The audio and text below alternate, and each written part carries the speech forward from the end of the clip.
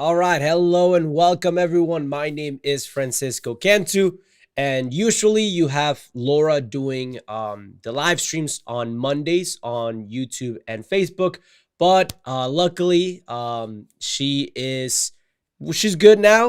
But she ran the New York City Marathon over the weekend, so she's traveling back down here to South Florida where we operate these live streams from. So today I'm going to be doing or taking over Laura's weekly live streams. Very excited for today's topic. Today's presentation is going to be on need versus merit based scholarships. So basically, I'm going to be covering, even though those are two names or two reasons why a student would get a scholarship, what the umbrella under which all different types of scholarships fall under will be covered in this presentation. So I'm going to be going over everything you need to know basically to be eligible to all the different amounts of all the different amounts of scholarships that are available to your for your student for college. Right. So that's going to be the topic of today's presentation. You can start letting me know in the chat in either Facebook or YouTube if you have questions. I'm already seeing, for example, Bernardo is asking where is it in Spanish. So the Spanish live streams are at 6 p.m. Son a las 6 p.m. Entonces David, my brother David, already did the Spanish live stream. You can go to our Best College Aid page and you can watch the recording of that. So today, the 7 p.m. or the 7:10 p.m. live stream is in English, okay? But just like you saw me sharing Bernardo's question, you can go ahead and use both the Facebook and the YouTube platforms to ask your queries and let me know if there is anything else that you need answered. As you know, and as Laura typically does, and as I do when I take over the TikTok and Instagram live streams, we always finish up with a Q&A session. So it can be regarding to the presentation that I'm giving out right now, or it could be in regards to any other sort of question or anything that you're wondering about the college application process. You can go ahead and you can let me know in the comment section. Then at the end, I will be going ahead and I will be answering those questions. Okay. So that is it as far as announcements. I'm going to give it a few more minutes for people to join. It's just 7:10. So I'm going to give it a few more moments for people to join. You can let me know. You can put a 1 in the chat if this is your first time joining one of our live streams, or a 2 if you are joining us for a repeated time. You've been watching our live streams for a while. Okay. And then Bernardo, 6 p.m. del Este. Yeah, so 6 p.m. tiempo de Miami. Miami time, 6 p.m. is where we do the Spanish live stream. 7 p.m. is where we're doing the English live stream, which is right now. So yeah, an hour ago, we did the Spanish live streams.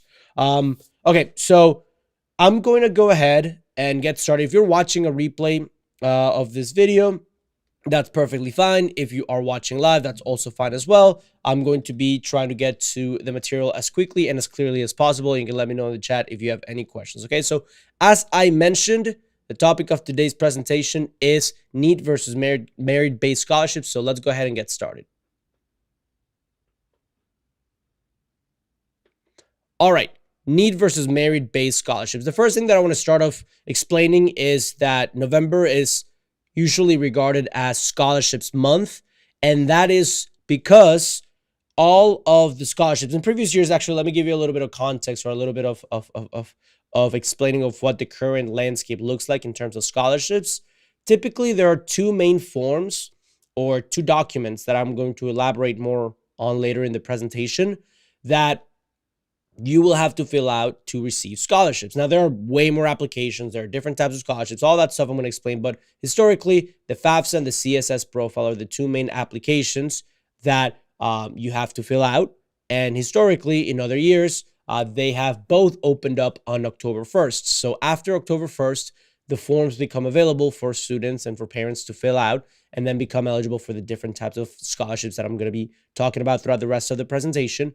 So then, because a lot of people are adjusting through the different deadlines and some colleges have an October 15th early action or early decision deadline, typically the rest of the month of October is used kind of like getting your foot in the water in terms of scholarships. And then November is regarded as, okay, now that I kind of got over the first wave of applications and I'm deep into the college application process, let's now focus on scholarships. And it's regarded as, again, the month of scholarships, and that is why we are doing this presentation right now. And again, all this is for you to fill out everything that you could or would have to fill out in order to become eligible for the different types of scholarships available to you and your family, okay? So when it comes to scholarships and why they are important is because college education in this country can be ridiculous. There are universities, there are private universities that can charge $70,000, $80,000 per year. And a lot of times navigating the system without knowing how to access the different types of aid, which as you will learn throughout the presentation, but let me go ahead and break it down right now. There are four main types of aid and scholarships: federal, institutional, state, and private aid. So again, as I mentioned earlier, the topic of today's presentation is need versus merit-based awards. So those are the two reasons why you could get a scholarship: because of your financial need or because you have merit to earn that scholarship. But for those two reasons, there are different entities that will give you the scholarship. So there are four sources of scholarships that can, whether that one source gives you money because of your need or your merit, that's something we'll discuss later on. But I just want to keep the whole picture well organized. Okay, so the federal government, the institutions that you apply to, the state that you are going to go to college if you attended high school in that same state, and private institutions. Those are the four sources that can give you payment vehicles or money vehicles for you to further your education and for you to be able to finance it, okay?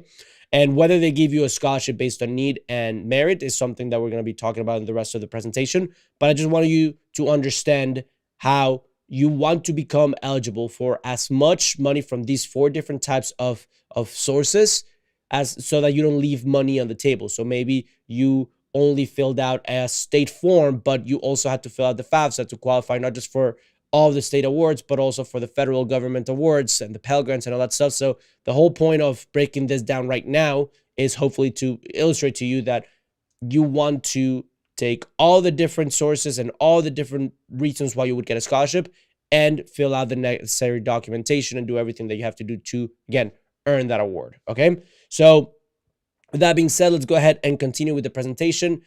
I want to now go deep into first need-based and then merit-based awards, okay? So as I mentioned earlier, need-based scholarships are scholarships that will take a look at different elements of the family's finances. They will take a look at the income. In previous years, and this is also something that is very important in regards to the changes to the FAFSA.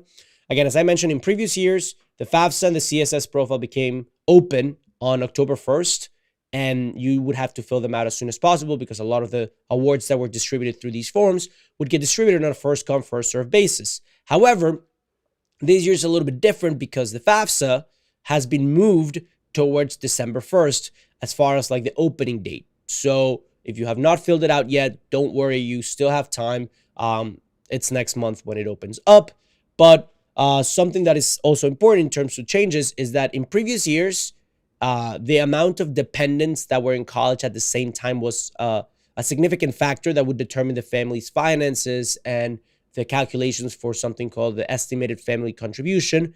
Now they're going to deviate away from that. That's not to say that, for example, the CSS profile or institutional awards won't look at that when determining need of the household, but that's just something that I wanted to kind of go on a little side tangent and go on about. If you have questions, you can let me know in the chat and I can further elaborate on this topic. But again, within the context of the criteria for need-based awards, as I mentioned, there's income, students in college at the same time. I put the asterisk, but basically because of the changes to the FAFSA that I just mentioned, family assets, debt, federal poverty line, and the federal poverty line is what I mentioned again with regards to the new methodology for the FAFSA. And what you can unlock through need-based scholarships, or what I mean by need-based scholarships, and I'm using the term scholarships kind of interchangeably because there's a lot of different sorts of financing vehicles that can be unlocked if a family has need. And for example, to name a few, there is the FAFSA. If you fill out the FAFSA, now there are very clear-cut requirements on, okay, you can go to the federal government's website and look up what the federal poverty line is, depending on how many dependents you have on your household, how many students you have, where you live, your income, all that stuff. You'll get a table that shows you, okay, well, based on this income, this is your federal poverty line. If you make above, if you make below, okay, that's how you fall within. Now with the FAFSA, there are percentages. I believe it's 175%. So you take, let's say you go on the federal government's website, you look up, you have two dependents, you make X amount of money. This income is the federal poverty line. Now with the new FAFSA, it's very clear cut. It says, okay, if you make 175% of that, so that federal poverty line plus multiplied by 1.75, if you make below that, you would qualify for the full Pell Grant amount. And when you think of grant, what I'm trying to explain is just scholarship money that you don't have to pay back. So that is one example of need-based awards. The Pell Grant is the most popular one. And under these new changes, apparently, I believe it's 48% of people that were previously ineligible for the FAFSA, or around 2 million more people per year, are going to be eligible to receive some sort of aid from the Pell Grant. But also, need-based awards can come in the form of work study. And work study is basically a program in which the federal government says, okay, this family has this level of financial need. On top of grants, we can offer the student a employment opportunity through the university that they're guaranteed to get a job through the school. And okay, that is something that you qualify through based on necessity. Not to say that if the student wants to work for the school, get a job at the library or something, they can't. But the federal work study program just guarantees that they receive that option. Okay, so those are two examples right there of need-based awards. Both of the federal level, the university could have its own policies. Actually, as a matter of fact, the most important thing that you could walk out, or that I want you to learn from this presentation, is that institutional awards, or money that you get directly from the schools, is the most important thing you should focus on when it comes to financing your education. And what I mean by this is, we've shared this extensively in other live streams, but basically, when we looked at the breakdown of 100% of all the financial aid that was distributed last year for students to pay for their college education, you looked at the percentage of how much it came from state aid, federal aid, private aid, and institutional aid. And if they were all equally as important, then it would be, okay, 25% of the aid came from the federal government, 25% came from but that's not the case. It was not an even breakdown four ways, but rather state and private scholarships were the bottom two types of scholarships that were received by students. I believe it was 9 and 12% respectively. And then federal aid was around 26% of all the money that was received for students to pay for college came from the federal government. And then the remaining, so over half of all of the amount that students received last year to pay for their education, came from institutional awards. So from the colleges that the students applied to and their financial aid packages. And that's to say, not all schools are equally as generous, and finding the schools that are is the most important thing that you can do. And inside Best College Aid, right now, I'm going to elaborate more about our program and the sponsor of this live stream, which is the company Best College Aid, which allows us to go here and do these free presentations once a week. But basically, in that program, we step-by-step show, okay, this is the website that you go to. This is how you find schools that satisfy above 75, 80, 90% of the demonstrated financial need of the household, and precisely how to, from as early as middle school all the way through college, follow a methodology that confirms that you, okay, apply to those generous schools. But for the sake of this presentation, I do want to transmit to you or express to you the importance of applying to generous schools, okay? Because that will be more than half of, if you do it strategically and you apply to the generous schools, more than half, if it follows the same trend as previous years, of your financial aid will come from institutional awards. And with me and my siblings, and certainly with our students inside Best College Aid, the number is more like 80% of their awards come from the institutions themselves. Okay, so that's basically the summary of need-based scholarships. And again, I use the term scholarships as kind of a placeholder for federal work study, for grants, for actual scholarships. You could also qualify based, if you have a lot of need on like more, you can qualify more favorable federal loans. So yeah, all these things are unlocked through need. And in order to be able to be eligible, or in order to be eligible for all these awards, you have to fill out the necessary documentation on time. And as I hinted at earlier, the majority of these aids will be unlocked through filling out the FAFSA and the CSS profile, which the CSS profile is now live. You can go to the College Board's website and just follow those instructions to complete it. If you're a Best College Aid member, you can just follow. I finished recording the latest tutorial where I go step by step for each question and explain exactly what it asks for. You can check that out inside the Best College Aid platform. If you have any questions, also reach out. But again, for everyone else watching, the whole point is, as soon as these forms become available, which the CSS profile did on October 1st, you want to fill it out. The FAFSA, right before this presentation, I was looking to see if there were any announcements as to exactly what day in December it will become available. I did not find a specific date as of right now. So my best recommendation there is just to gather all the necessary documentation, your tax returns from 2 years prior, your W-2s, and just be ready to fill it out at any point in December. Maybe aim to gather everything before December 1st, okay? Now, let's move on to the other half of this presentation, which is merit-based scholarships. Now, how do those work? Well, the name is pretty self-explanatory. This is money that a student becomes eligible to receive based on their merit. And the merit could come from academic prowess. It could come from being part of a sports team, want to be a college athlete, you want to go into theater in college, you were in the arts, you were a leader within your high school, you had positions of leadership, president of student government, or you were in SGA, NHS, debate club, all these different extracurriculars. Well, those all count forward to potential leadership awards. And again, in order to receive, or the sources of, as I mentioned, there are four. Again, I sound like a broken record, but there are four types of scholarships: federal, state, institutional, and private aid. And if we go back to institutional awards, as I mentioned, those are the most generous. Some universities will have the presidential scholarship for outstanding leaders, or they will have the XYZ University scholarship for students who had above a certain GPA or took above a certain number of AP classes. And you unlock those awards through having taken those rigorous course loads, through performing well in the SAT or ACT, through being a volunteer more than X amount of hours.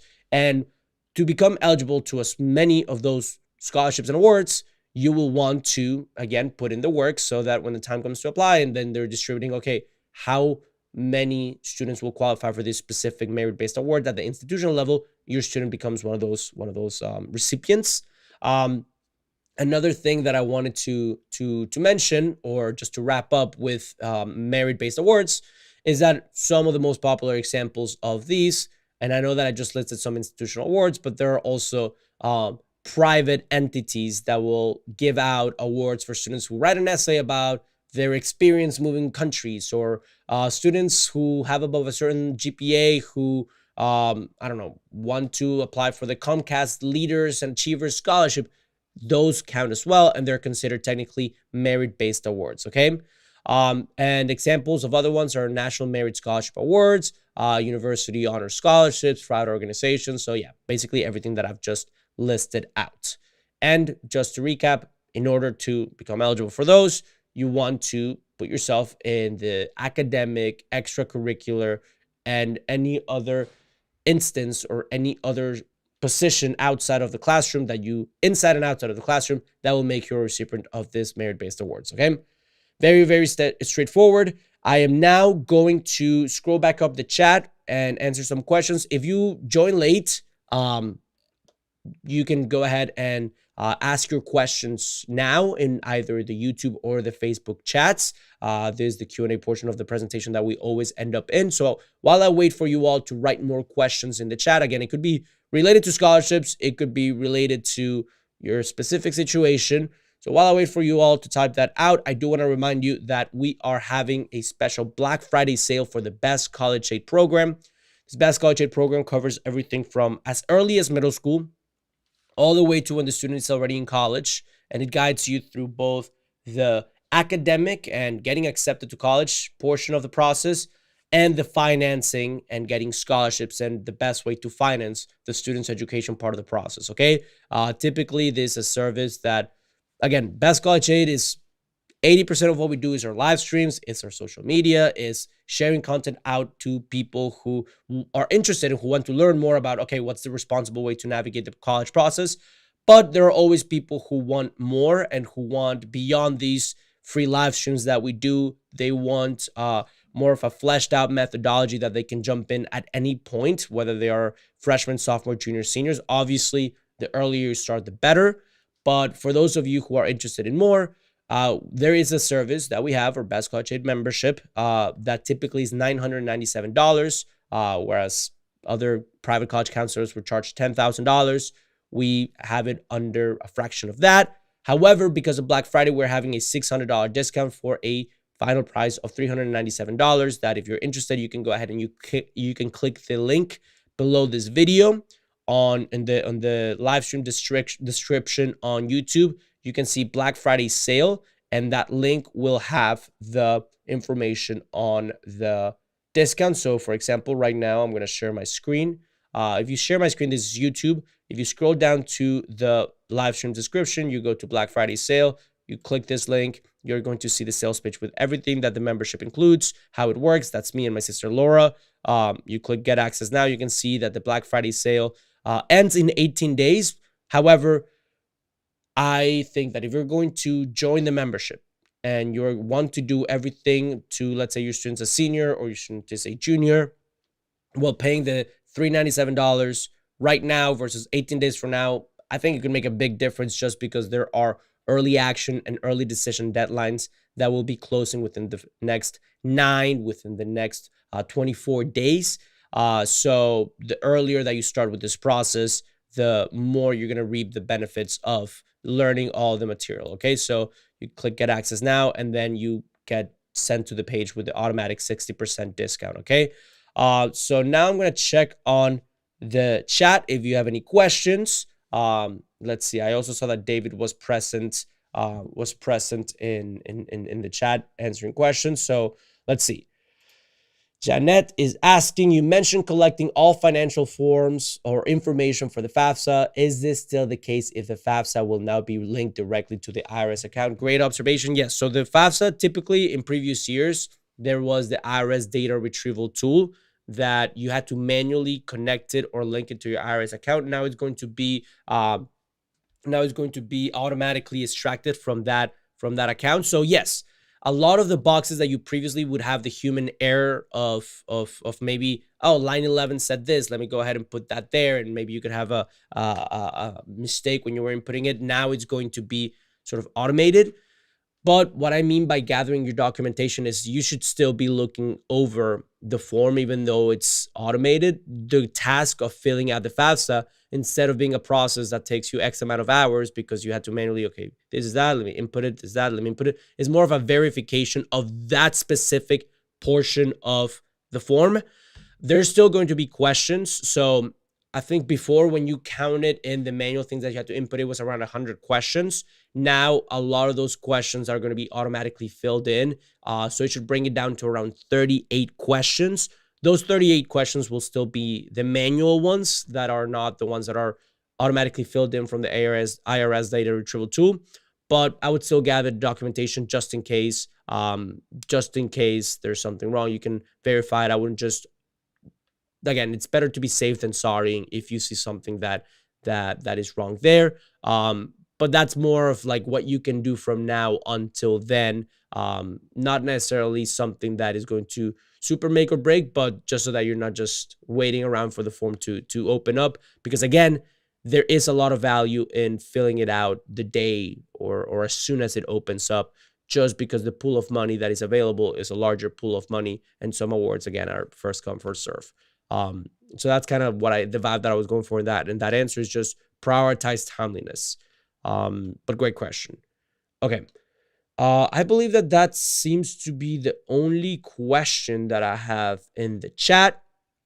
So I'm going to assume that that's because everything was explained perfectly clear. If you do happen to have more questions about the program, what it includes, or about your specific situation, go ahead and check out, once again, the description below this video to learn more about Best College Aid. Again, the topic of today's presentation was more of a surface level of, okay, these are need versus merit-based awards, but inside our methodology in our program, we go over everything. We go in depth of, okay, what are the extracurricular components that colleges care about for admissions, or the essay writing aspect of the application, or once you are in college, are there billable versus non-billable expenses, and which ones can you kind of deduct so that you don't have to be charged for something that might be optional and reduce the amount that you have to ultimately pay for college and your education. So all those things are covered inside the Best College Aid program. If you're interested, check out that link in my bio.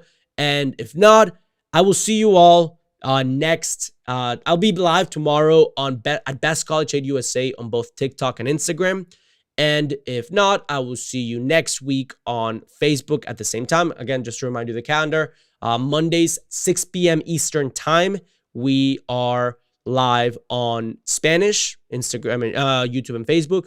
And then at 7:10 p.m. Eastern time, that's when we go live on English, which is exactly what you're watching right now. And then tomorrow we'll be live in both Instagram and TikTok in both Spanish and English, respectively 6 and 7 p.m.